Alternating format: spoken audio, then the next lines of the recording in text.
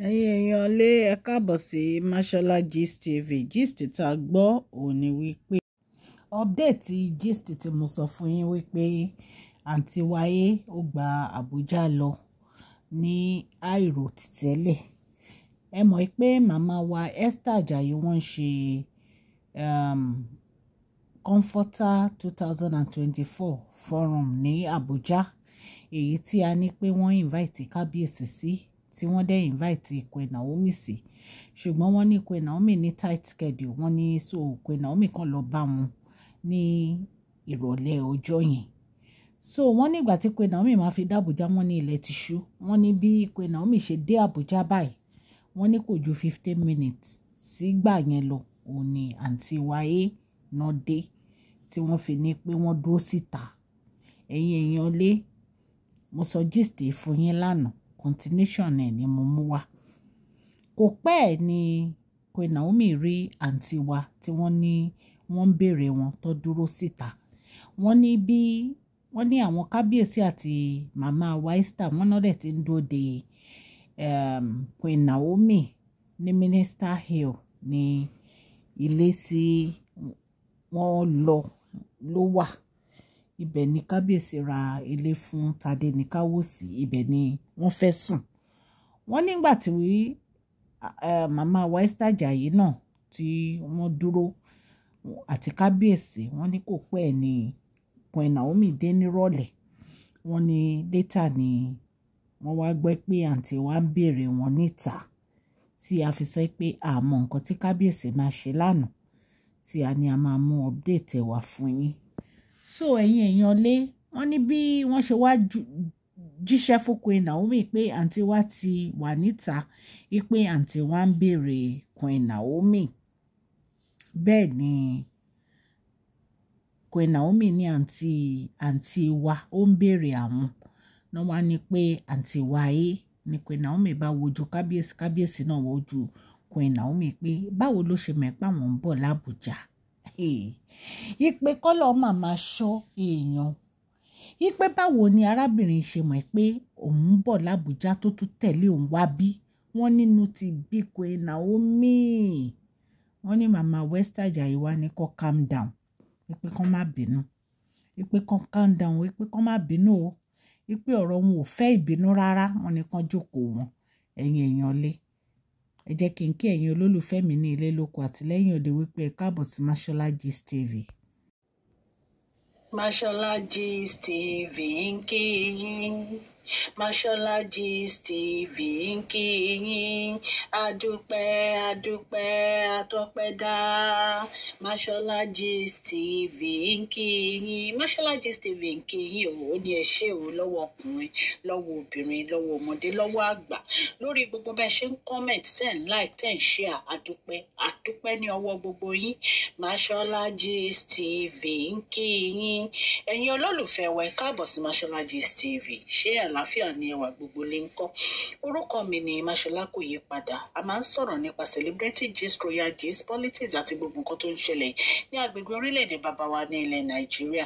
A ń sọ̀rọ̀ nípa celebrity gist, royal gist, politics àti gbogbo nǹkan tó ń ṣẹlẹ̀ ní orílẹ̀-èdè wa. Èèyàn lè tẹ́ bá ti subscribe, ẹ tẹ notification bell kẹ́ ẹ subscribe so that a bá ti post any gist ẹ máa rí.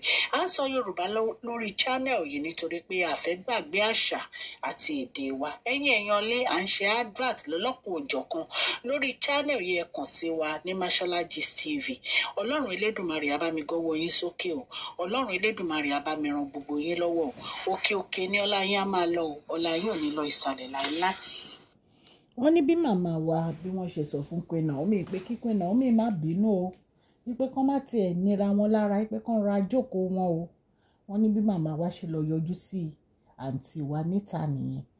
Wọ́n ní bó ṣe rí màmá wa ló bá kúnlẹ̀. Ṣé mọ̀ pé gbogbo ìta ń sọ yìí, ta ló ṣì wà o, kò wọnú ilé o, wọ́n jẹ́ kó wọnú compound yẹn o. Wọ́n ní ó ṣàdúró. Wọ́n ní màmá wa lọ bá màmá wa ní báwo ló ṣe rìn, pé kí ló ṣẹlẹ̀, pé kí ló ń wá. Wọ́n lọ ní pé nítorí màmá wa náà ló ń fi wá pé kán bò ń bẹ Queen Naomi àti kábíyèsí pé torí òun ti ṣẹ̀ wọ́n, pé òun wá tọrọ ìdáríjì ẹ̀ṣẹ̀ ni, pé kí màmá wa bá òun parí ìjà tó wà níwájú òun àti Queen Naomi ipò mọ̀ pé òun ti ṣe nǹkan tí ò yẹ kó òun ṣe pé advice àwọn èèyàn ló ń tẹ̀lé ipò ń dẹ̀ regret ẹ̀. Wọ́n ní màmá wa ní òkè tó bá fẹ́ tọrọ ìdáríjì ẹ̀ṣẹ̀ kì í ṣe bí ló yẹ kó o wà. Ó ṣàmọ̀ pé ilé ìyálé ẹ̀ ni ó kàn lè ṣàdédé máa bọ̀ ń bí because kò pọ́n ẹ lé kó kàn máa bọ̀ nílé onílé. Wọ́n ló ní tóun ò bá wá bí kò sí bóun ṣe fẹ́ rí kábíyèsí pé kábíyèsí ó jẹ́ kóun rí òun ipe kábíyèsí wọ́n yẹra fóun ni ipe bóun pe kábíyèsí ò ní gbé fóun bóun lọ sí palace òun ò ní rí kábíyèsí ipe torí ẹ̀ ló ń fi ní kóun wá ká wọn mọ́ bí.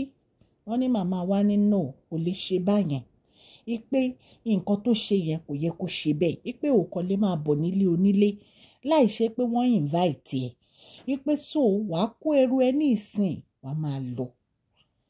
Àwọn ọ̀rọ̀ yìí òun ti gbọ́ òun máa bá kábíyèsí sọ̀rọ̀ ipe nítorí pé bí o ṣe wá yìí o tún fẹ́ dá wàhálà kún ọ̀rọ̀ tó wà nílẹ̀ ni ipe kì í ṣe pé bó ṣe wá yìí ni kábíyèsí máa gbọ́ nǹkan tó sọ ipe bó ṣe wá yìí gan wàhálà ló tún wá kún nǹkan tó ti wà ńlẹ̀ tẹ́lẹ̀ ipe so ó mọ̀ pé a ní program rọra máa lọ ó ṣáà níbi tó máa dé sí tó bá níbi tó máa dé sí àwọn á fún ẹ lówó kó lọ gba hòtẹ́ẹ̀lì ó lò níbi tó máa dé sí wọ́n ní kó gbé báàgì kó máa lọ síbi tó fẹ́ dé sí pé kó má dúró sí agbègbè kó dẹ̀ má padà wá sí inú ilé mọ́ ipe ṣọ́mọ̀ ìpè ilé ìyálé wọn ni ipe òkan lè máa wá síbẹ̀ kò right ipe so kó tètè rọra máa lọ o ipe àwọn abákábíyèsí sọ̀rọ̀ ipe kó pe àwọn á bá sọ̀rọ̀ táwọn bá ti parí program ìyẹn ní next week kó pè wọ́n ipe wọ́n abákábíyèsí sọ̀rọ̀ wọ́n á dẹ̀ bá Queen Naomi sọ̀rọ̀. Wọ́n ní bí àǹtí wa ṣe kẹ́rù nìyẹn tó lọ ẹ̀yin èèyàn lé nǹkan tá a gbọ́ nìyẹn allegedly o ṣẹ̀mẹ̀ mo ṣe máa ń sọ fún yín mi ìbá kábíyèsí gbénu palace o mi ìdè bá màmá wa reverend mother mi ìbá wọn gbé Abuja mi ìtẹ̀lé wọn lọ bọ̀ nǹkan tá a gbọ́ allegedly làwa torchlight sí. Ọlọ́run Elédùmarè ọba láàánú á wà pẹ̀lú Queen Naomi àti kábíyèsí. Màmá wa ti sọ̀rọ̀ tán so kò ní ìdí ká tún torchlight lé lórí nǹkan táwa náà máa torchlight sí náà ni màmá wa ti sọ yẹn ó kàn lè máa bọ̀ nílé onílé láìṣe pọ́n invite ẹ̀ ó wrong so tá bá tún gbọ́ update lórí ẹ̀ a tún máa mú wá fún yín. A dúpẹ́ lórí lọ́wọ́ gbogbo àwọn tó ń gbọ́ wa ní ilé lóko àti lẹ́yìn òdì lórí channel yìí gbogbo bẹ́ẹ̀ ṣe ń subscribe ten like ten share gbogbo ẹ̀ lárí Ọlọ́run á bá wa gbọ́wọ́ yín sókè o ẹ̀ ní tọrọ jẹ ẹ̀ ní tọrọ mu o ní agbára Ọlọ́run òkè òkè ní ọlá yín á máa lọ. Ẹ má gbàgbé kẹ́ fún fídíò yìí ní thumbs up o. Please share this video, like and subscribe. God bless you all. Mashola Gist TV. Love you all.